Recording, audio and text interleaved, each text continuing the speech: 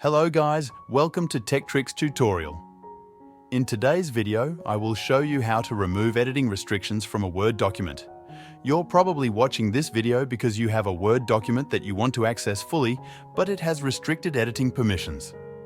Something like this, where there are forms that you can input, but you can't change the text or the header image, add an image, or do any editing to this Word document. You've tried going to developer settings and stopping the protection on the restrictions, but it's password protected and you don't know the password. Well, there's a simple way to get around this and make it so you can edit the whole document, and this is how you do it. First, go to the folder where the document is stored. Change the extension of the file. Go to Rename, get rid of the .docx extension and change that to .zip. This changes the file to an archive file. When you go into this zip file, you will see all of the files that make up a Word document. Navigate to the Word folder and look for a file named settings.xml.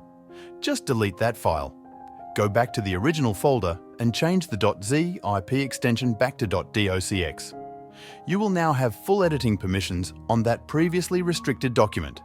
Let's open that back up and you'll see that, other than the forms that were there, you can now edit the whole document. You can change the header, write in any section, and have full editing permissions on any Word document this way.